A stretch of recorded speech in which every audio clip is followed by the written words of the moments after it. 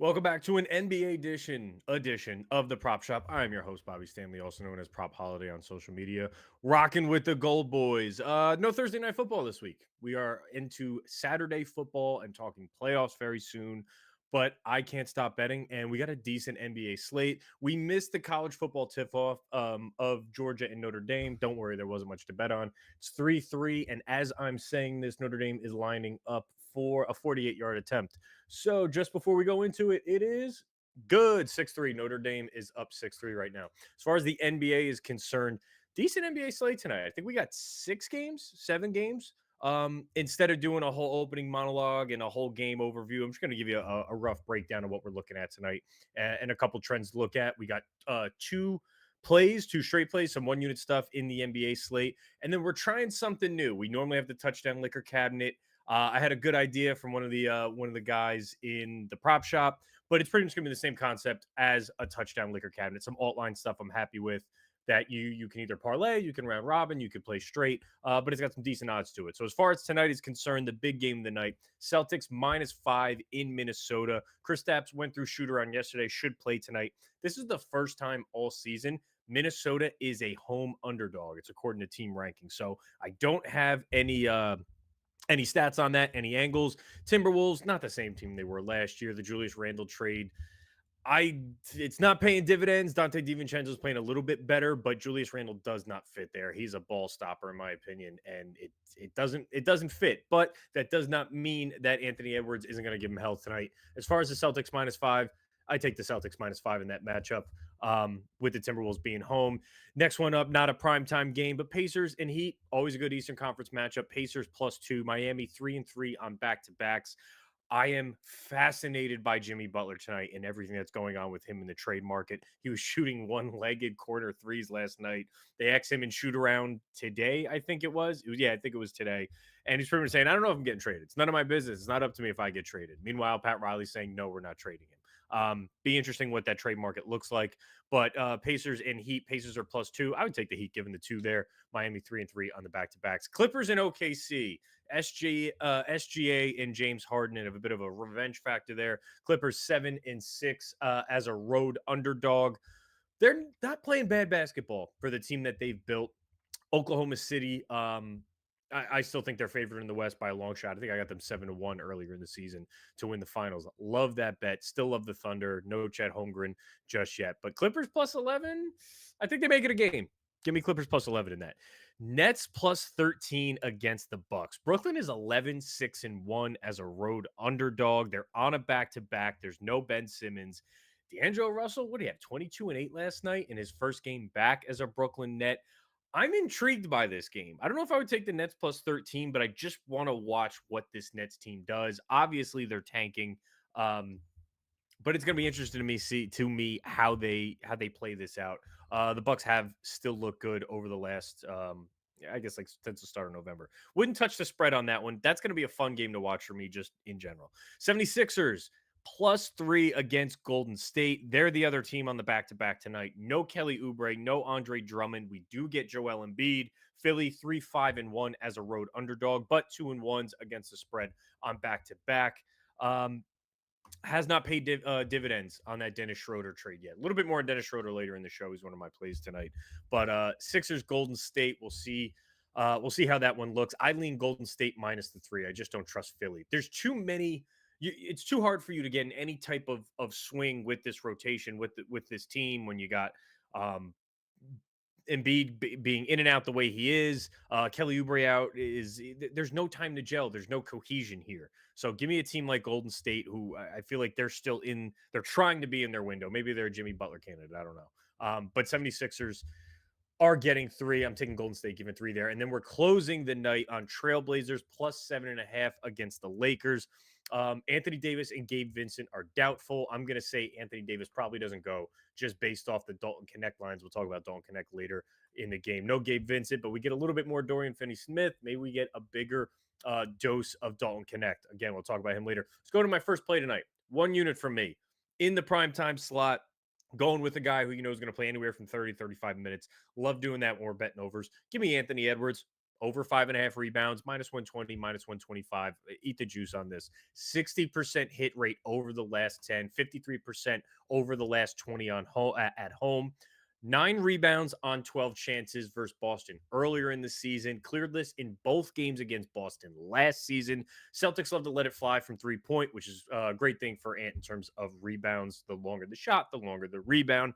Hitting 60% of playoff games for Ant last season. I mentioned that because this is going to be a playoff atmosphere. Ant, I feel like he takes it personally when it comes with, Jaylen Brown and Jason Tatum, looking at Jason Tatum as the other big American player in the league and that potential MVP candidate. He gets up for games like this. So I just mentioned that playoff stat for how these games usually play out. So 60% for playoff games. This is a playoff atmosphere. Chris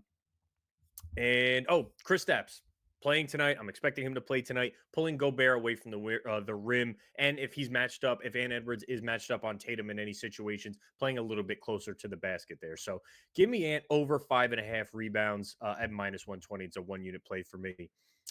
Before we go into my next play, got to talk about FanDuel, man. I still love this ad. Obviously, I have to do ads. We're doing ads because they're necessary. But this is probably my favorite one because it's an awesome deal. You bet $5, you get 150 because FanDuel is making it easy to get in on the action. $5 into 150 in bonus bet if your bet wins, plus 3 free months of NBA League Pass. It's that simple. Click the link in the episode description and jump in. You must have been 21 plus to take part. If you have a gambling problem, call or text 1-800-GAMBLER. Get NBA League Pass. Just do it. It's so much fun. If you have it on YouTube TV, you get to watch all 4 games at once. And we're heading into that time of the season where there's some decent basketball being played. Not this time to this time to NBA All-Star break. That's the worst part of the season. But post All-Star break is the best time. So maybe save that if you haven't signed up yet for post All-Star break. But these next few weeks, I hate in terms of betting player props because it's a mess as we're heading towards the trade deadline. Talk about my second play tonight. Dennis Schroeder, Golden State Warriors, over 12.5 points at -125. I'm going 1 unit on that. And then 15 plus at +140. I'm going half a unit on that. It's a low hit rate. I'm not concerned about the hit rate here. It's a 6-game sample size with the Warriors. Let's kind of throw that out the window. This is a good spot for him. Against teams that struggle against pick and roll ball handlers, since he's played with the Warriors, we've seen a bit of a surge in his shot attempts. So he went 4 for 13 and 1 for 7 from 3-point against Phoenix. That's a tough defensive matchup, but I like that he had 13 field goal attempts. 3 or 8 against Minnesota. Really tough wing defenders in that backcourt against Minnesota, a tough matchup. And then 2 of 12 from the field from Memphis. These are teams that are not as strong against pick and roll ball handlers, but they're still good defensive units. So the shots were there. That's what I want to see.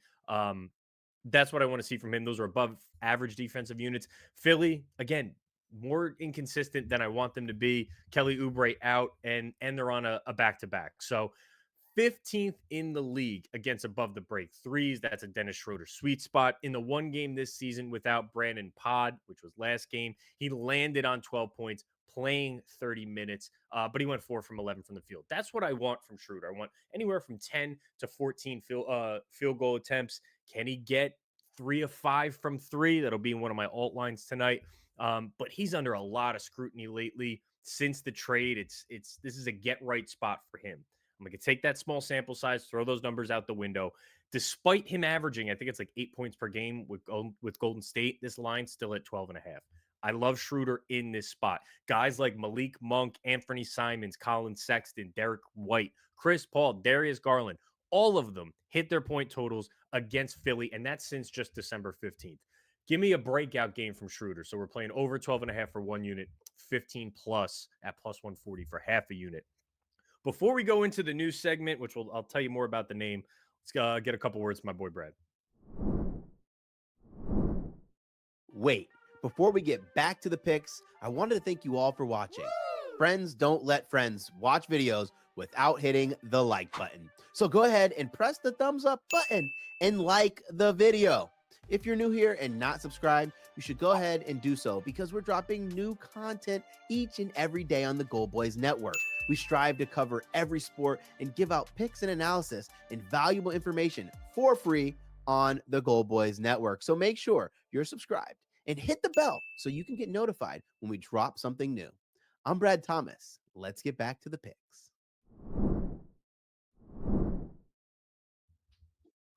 And welcome back. This would normally be if we had a Thursday night or Sunday night football game where we'd be the touchdown liquor cabinet, or you have my top shelf, my mid shelf, and my well vodka.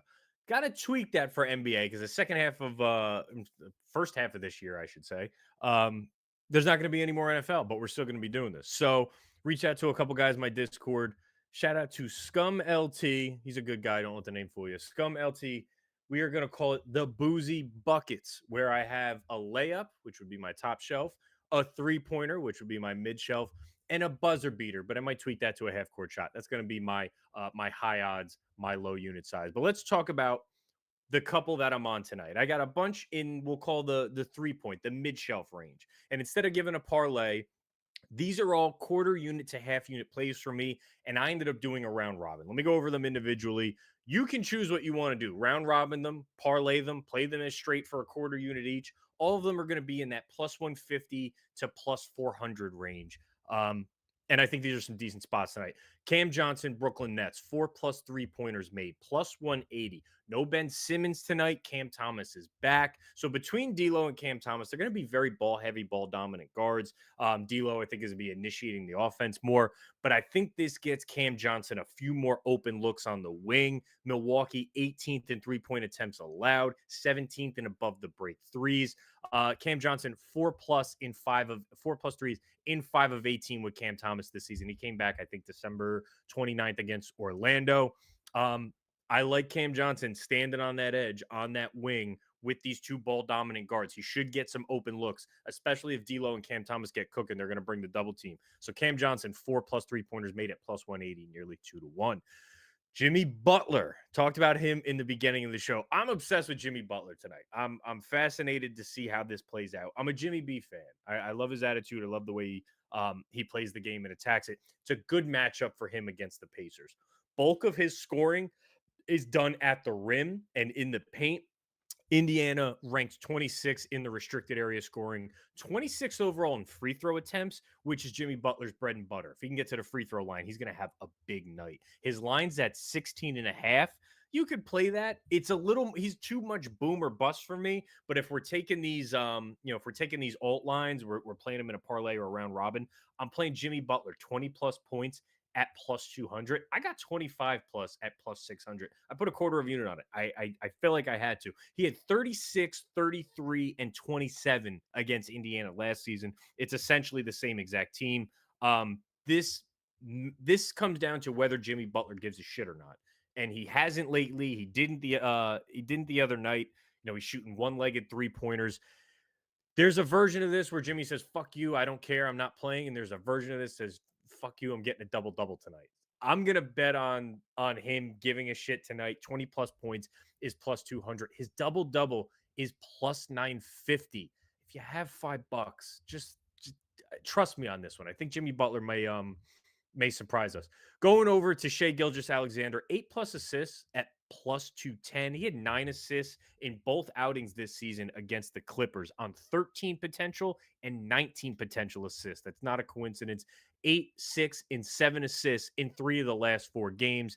And he's gone 8+ in 8 of 30 on the season. So SGA at over 2-1 is a parlay piece for me, or we'll call it a 3-point shot. I'm working on it. I'll get into the rhythm of what this is. Dennis Schroeder, I'm playing him on the point total. I'm sprinkling on his threes. 3+ threes is plus 180.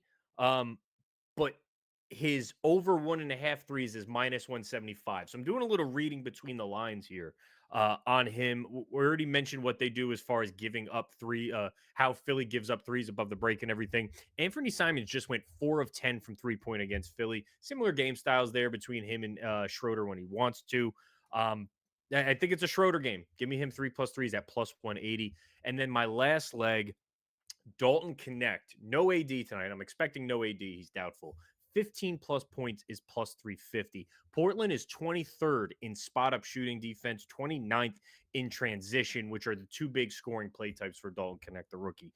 Only one game this season without Anthony Davis. He had 3 points against Memphis. That's not a sample size. I'm not taking the 3 points away from that. Memphis is a good defensive team, but he played 27 minutes in that game. That's what matters to me. When he plays 27 minutes this season, he averages 16.3 points per game, and he's put up some big numbers: 20, 20, 37, 27, 19, 18 when he plays over 27 minutes. So, yes, they have Dory Finney-Smith. There's no Gabe Vincent, so we're going to see how far into that rotation JJ Redick goes. But I think Dalton connects in for a decent game here tonight. 15 plus points is plus 350.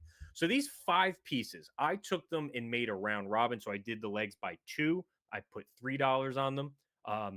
I did 3 leg combinations. I put 2 legs on them, $2 on them, and then $1 on the 4 leg combinations, and then throw a buck on the parlay. You have to. All of that totaled $55 in every single combination. $55 is 1.3 units from me. If you wanted to round robin, if you run around robin the way I'm doing it, it's about 1.3 unit investment. I'm pretty confident we're getting at least 2 of these tonight. But maybe you just find 2 that you like and you play it like that. Maybe say, hey, you know what, I agree on Jimmy Butler, but not on the rest. So these are my parlay pieces. These are my boozy buckets plays. We will work it out and get the Kings done before the NFL season is over. I promise you that. But Prop Shop NBA edition is fun. I will see you guys this weekend with some NFL football. Decent, I don't want to know if I say decent slate. We're going to find some odds in these week 18 games between the contract incentives, between the backup quarterbacks. I got my eye on Jimmy Garoppolo, targeting tight ends a lot. Let me get some Tyler Higbee lines in there. And then we also got Carson Wentz starting for Kansas City. We can find some weak lines that the books are overlooking with these off guys. I will see you Sunday. Thank you for tuning in, and go fighting Irish. Take care.